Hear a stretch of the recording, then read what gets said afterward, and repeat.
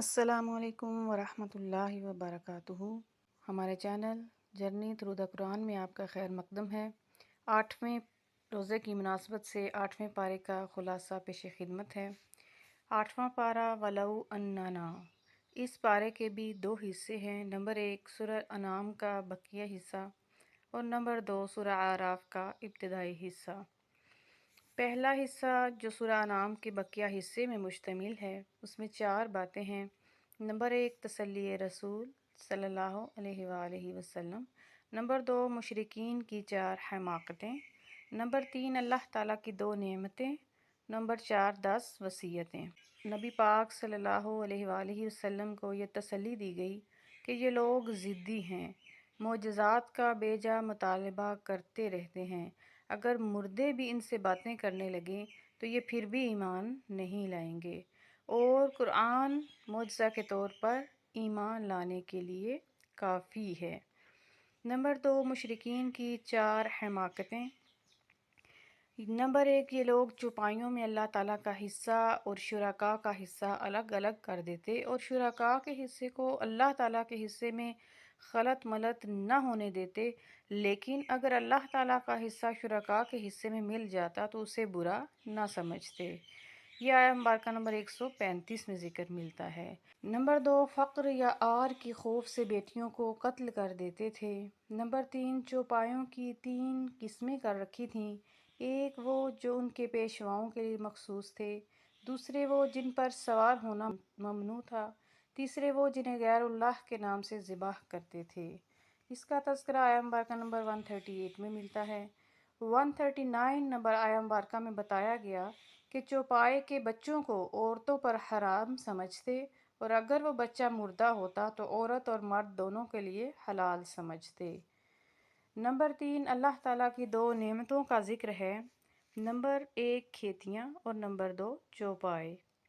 Number 4 10 وصیتیں کی گئی۔ اللہ تعالیٰ کے ساتھ کسی کو شریک نہ کیا جائے، ماں باپ کے ساتھ اچھا سلوک کیا جائے، اولاد کو قتل نہ کیا جائے، برائیوں سے اجتناب کیا جائے، ناحق قتل نہ کیا جائے، یتیموں کا مال نہ کھایا جائے، ناپ تول پورا کیا جائے، بات کرتے وقت انصاف کو مد نظر رکھا جائے، اللہ کے عہد کو پورا کیا جائے، صراط مستقیم ہی کی اتباع کی جائے۔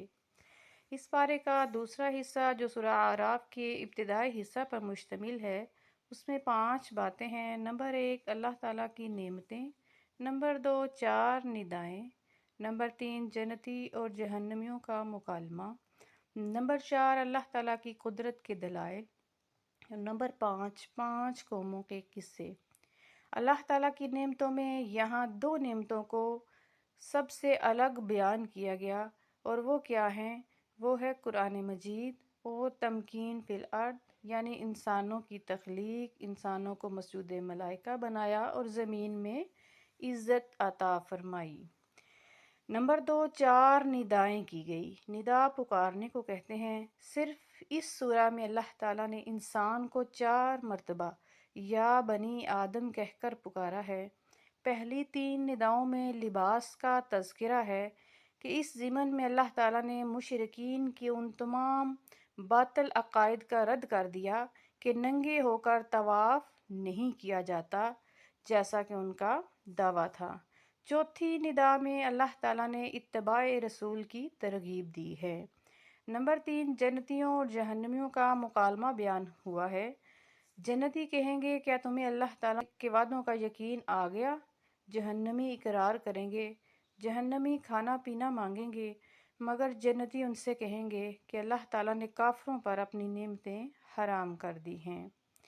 نمبر 4 اللہ تعالیٰ کی قدرت کے دلائل بیان کیے گئے کہ بلند و بالا آسمان، وسیع و عریض عرش، رات اور دن کا نظام، چمکتے شمس و قمر اور ستارے، ہوائیں اور بادل، زمین سے نکلنے والی نباتات، ان تمام اللہ کی قدرت کی نشانیوں کا واضح تذکرہ ملتا ہے۔